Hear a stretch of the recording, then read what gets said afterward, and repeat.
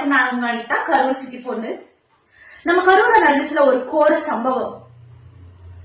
அது தாவேகா சார்பில் நடத்தின அரசியல் மீட்டிங் கிடையாது, ஜனநாயகன் படத்துக்காக நடத்தின ஷூட்டிங். நம்மளுக்கு இப்பதான் ஒன்னொன்னு தகவல் வருது. ஏன்னா நாம இத்தனை நாள் நினைச்சிட்டு இருக்கோம், மக்கள் அறியாமையில போய் ஒரு நடிகனை பார்க்கணுன்ற ஒரு ஆர்வத்துல ரசிகர்களா போய் ஆரவாரமா எனர்ஜி போய் தண்ணி இல்லாம அவன் லேட்டா வந்ததுக்கு காரணம் இப்படி எல்லாம் நம்ம சொல்லிட்டு ஒரு கூட்ட நெரிசல்ல அறியாமையில போய் விழுந்துட்டாங்க. அவங்களுக்கு இது தேவையா, மக்களுக்கு இது தேவையா அப்படின்னு சொல்லிட்டு நம்ம மக்களை திட்டிட்டு இருந்தோம் இல்லையா? இப்பதான் தெரியுது, கோர்ட்டு மூலியமா ஒரு விசாரணையில வெளியில வரக்கூடிய தகவல் கேட்கும் போது நெஞ்சே பதறுது. ஏன்னா அதுதான் சொல்லிட்டேனே, தாவேகா சார்பில் நடத்தப்பட்ட அரசியல் மீட்டிங் இல்ல, ஜனநாயகன் படத்துக்காக நடத்தப்பட்ட ஷூட்டிங் என்று. நார்மலா சினிமாக்கு நம்ம போய் தியேட்டர்ல படம் பார்க்கும்போது காசு கொடுத்து டிக்கெட் வாங்கி போய் படம் பார்ப்போம். இங்க நடிக்கிறதுக்கே பேமெண்ட் தராங்க. ஒரே ஒரு சீன் தான், எந்த நடிகருக்கு இல்லாதது, ஒரே ஒரு சீன், சிங்கிள் பேமெண்ட். 41 பேர் நடிச்சிருக்காங்க, சிங்கிள் பேமெண்ட் 20 லட்சம் கொடுக்கறதுக்கு வராங்களாம். அதுக்கு 1008 கண்டிஷன் போடுறாங்க. ஆனா சிங்கிள் பேமெண்ட், சிங்கிள் சீன், செத்துறணும். இதுதான் அவங்க பிளான் பண்ணி வந்தது.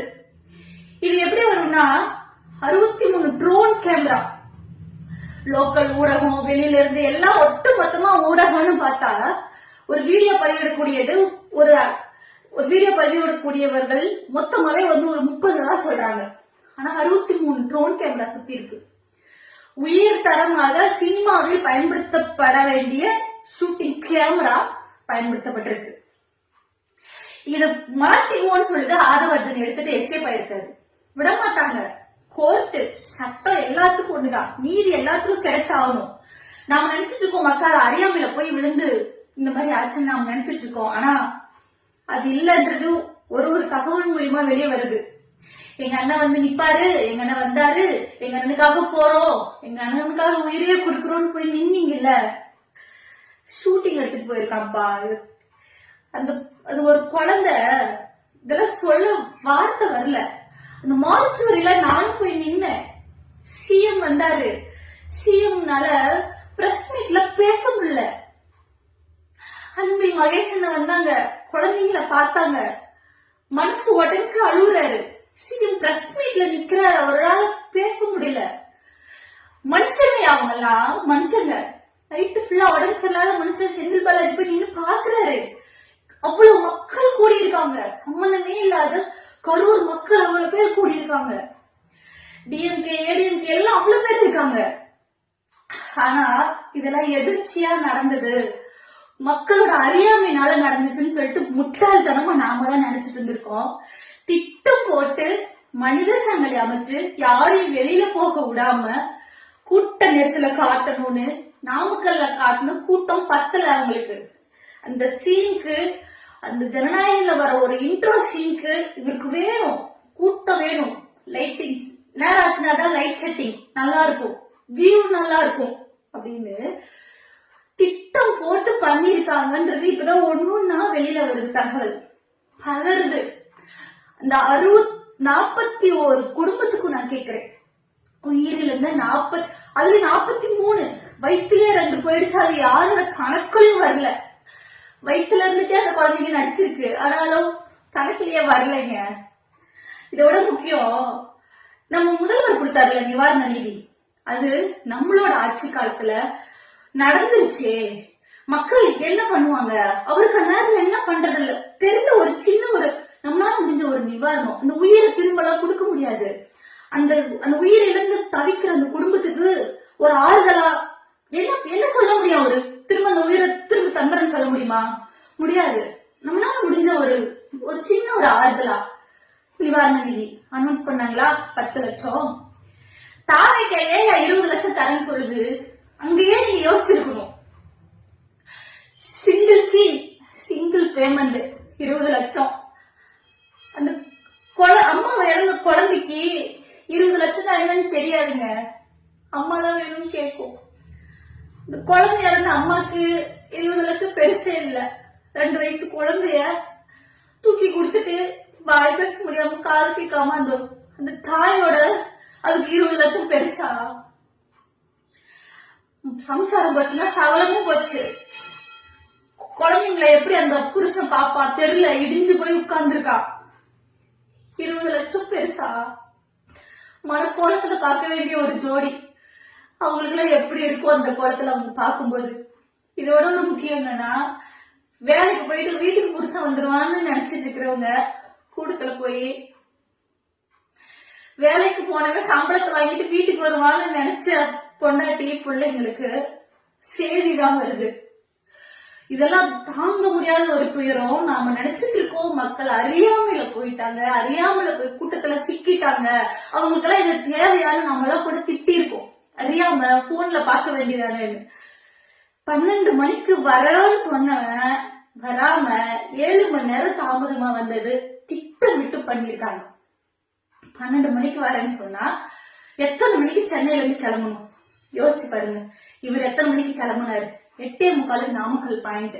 8:45 தான் கிளம்பி இருக்காங்க சென்னையில இருந்து. அப்ப திட்டம் போட்டு இரவு ஆகட்டும், கரூர் வரும்போது இரவு ஆகணும், இதுதான் உங்களோட திட்டம். இத்தனை ட்ரோன் கேமரானாலதான் இப்ப அவங்க சிக்கிறாங்க. அதனாலதான் உச்ச நீதிமன்றத்துக்கு போய் இதெல்லாம் ஸ்டாப் பண்ணுங்க, விசாரிக்கவே வேண்டாம், ஸ்டாப் பண்ணுங்கன்னு சிபிஐ கொடுக்க சொல்லி இந்த விசாரணை நிறுத்த சொல்லி கேக்குறது தாவேகா.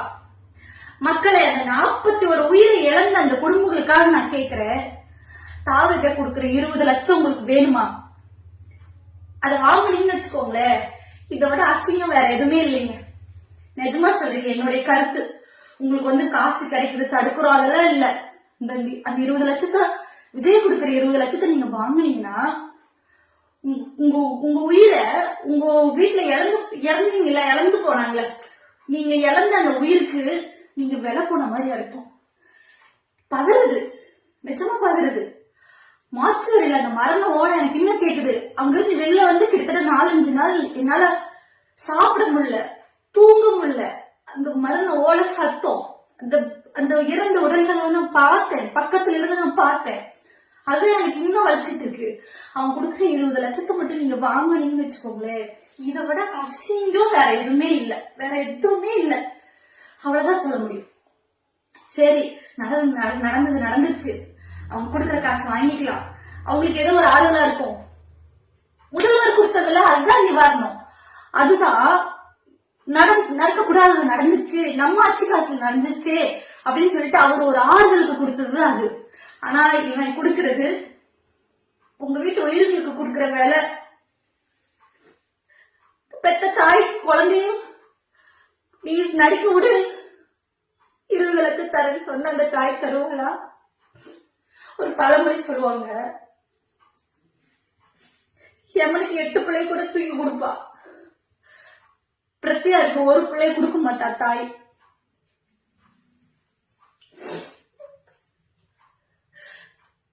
லட்சம் அந்த குழந்தை இறந்த அந்த அம்மா பால் சொருக்குதுன்னு அழுதுருக்கா போல இருக்கு. நாங்க தான் இருந்தேன், அதை ஷூட் பண்ணல. கத்தனா அந்த தாய்க்கு 20 லட்சம் பெருசா? அமராவதியில வயிற்றுல இருந்த குழந்தையோட இறந்து போது ஒரு அம்மா, அது குழந்தை என்ன பாவம் படிச்சு? இதுக்கு 20 லட்சம் அந்த தாய்க்கு. நீ தாயும் செய்யுமா சாவறீங்க, உங்களுக்கு 20 லட்சம். மக்களே, இது மக்களோட அறியாமை கிடையாது, திட்டமிட்டு பண்ணிருக்காங்கன்றது தெளிவா தெரியுது. 20 லட்சம்